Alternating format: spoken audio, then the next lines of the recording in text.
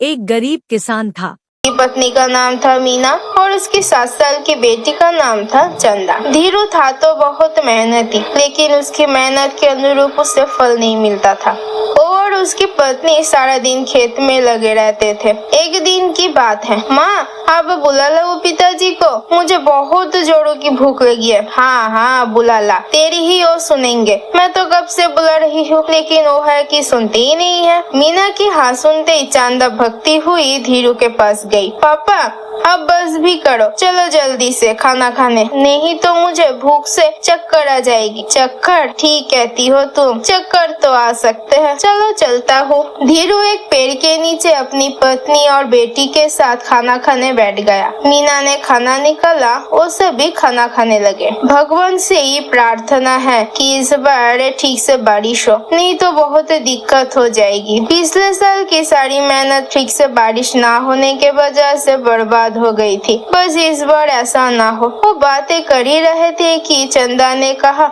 पापा मेरा खाना तो हो गया है, मैं खेत में जाऊँ? अरे नहीं नहीं, बाहर बहुत धूप है, तुम्हें जाने की जरूरत नहीं है, बीमार पड़ जाओगे। नहीं पापा मुझे कुछ नहीं होगा, जाने दो ना बाबा, जाने दो ना। नहीं इस तरह जिद नहीं करते बाबा, आप ही बोलो ना माँ को। अब तो धीरू का भी खाना हो गया था, चल अब मैं भी चलता हूँ तेरे साथ, चल। पिछले साल धीरू ने मीना के जेवर बेचकर बीज और खाद खरीदा था।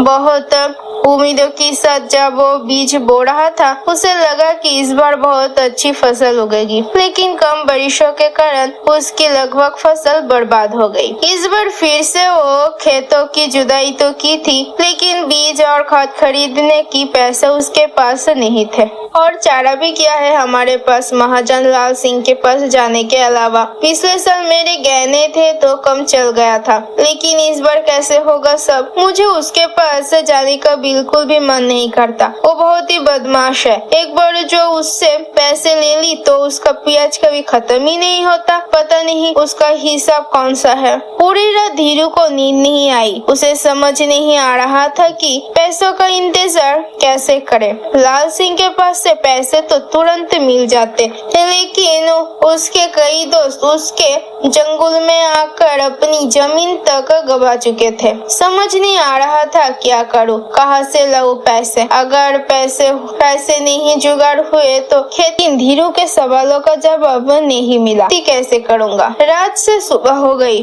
बिना बीज और बिना खाद के खेती तो संभव नहीं।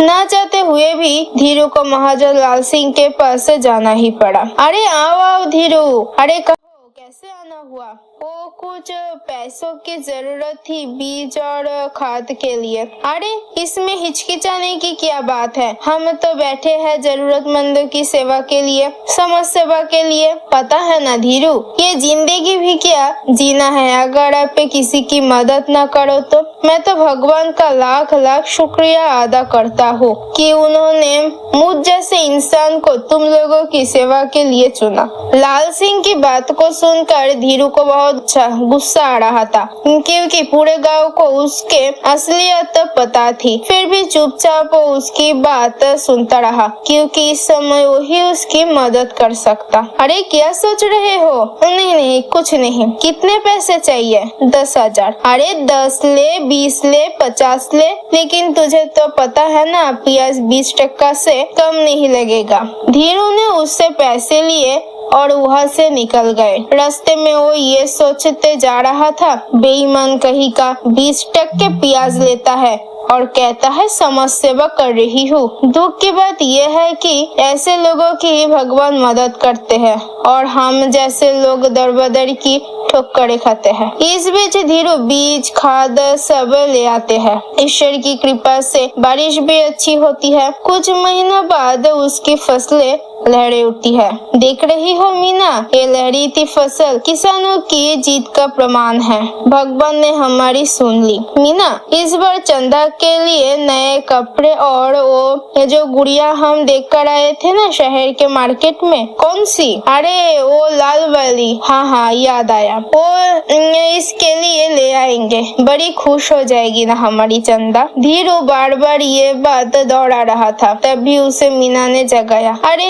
ये सुबह सुबह आप क्या बड़बड़ा रहे हैं, क्या ले आएंगे? धीरू ये बात सपने में देख रहा था। हालांकि उसने बीज वगैरह बो दिए थे, थोड़ी बारिश भी हुई थी, इसीलिए ज्यादा परेशानी नहीं हुई। लेकिन फिर तो जैसे बादल उठी गई। पूरे गांव की किसान एक बार फिर से परेशान हो गए। इस बार ठीक से बारिश नहीं होगी तो फसल तो मर जाएगी, यही ख्याल सबके जहन में आ रहे थे। दिन बीतते जा रहे थे, लेकिन बारिश का नामो निशान नहीं था। आखिरकार वही हुआ जिसका डर था। इस बार भी बारिश थोड़ी ही बरस कर रह गए। इस साल भी उतनी बारिश नहीं हुई जितनी जरूरत थी। बारिश के अभाव में किसानों की सारी मेहनत बर्बाद हो गई। लेकिन इन सब बातों की फिक्र लाल सिंह को कहा। वो गाँव वालों से मैं निकल पड़ा। हरिया, अरे ओ हरिया, कहाँ मर गए रे? हरिया बाहर आया। उससे देखकर लाल सिंह के आंख बबूला हो गया। अरे मर गया था क्या? भला इतनी देर लगता है दरवाजा खोलने में? चल मेरे पैसे निकल। पैसे तो अब नहीं है, आपको पता है ना, इस बार भी बारिश नहीं हुई, खेतों में ही फसल मर गई है। तू भी जाकर मर जा पैसे देकर। कहाँ से लाऊं मैं पैसे? अरे पागल पागल हो गया है क्या? मैं कैसे बताऊं कहाँ से लाएगा पैसे? चोरी का डाका डाल या खेत कर मेरे नाम चल। लाल सिंह ने कई किसानों को उसके जमीन पर कब्जा करने का डर दिखाया। उसके डर से हरिया और बीजू आत्महत्या कर ली। वो दोनों की बेटियां चंदा की सहेली थी। अब तो चंदा की मन में भी डर समा गया था। लाल सिंह उनके भी घर आएगा, क्योंकि उसके पिता ने भी कर्जा ले रखा था। कहीं उसके पिताजी ने भी ऐसा कुछ कर न ले। वो बहुत ही डरी डरी रहने लगी थी। एक रात की बात है, सभी लोग सो रहे थे, तभी धीरू सबको सोता हुआ छोड़ बाहर निकल गया। जब वो बाहर जा रहा था तभी चंदा की नींद खुल गई। उसने इतनी रात को धीरू को घर के बाहर जाते देखो तो डर गए। बाबा इतनी रात को अकेले में कहाँ जा रहा है? कहीं बाबा भी तो? चंदा ने कुछ नहीं कहा, लेकिन वो धीरू के पीछे पीछे जाने लगी। उसने देखा कि धीरू गांव बीच वाली मैदान के पास एक पेड़ के पास जाके रुक गया है। चंदा का दिल अब जोर जोर से धड़कने लगा। फिर उसने देखा कि धीरू एक कोदाल निकाली और जमीन पर जोर जोर से मारने लगा। चंदा को कुछ समझ नहीं आ रहा था कि ये उसके पिता आखिर क्या कर रहे हैं। वो भागी भागी धीरू के पास गए। बाबा आप यहाँ क्या कर रहे हैं? एक नई शुरुआत बेटा, एक नई शुरुआत। मैंने ठाना है कि मैं गांव में नहर बनाऊंगा और उसको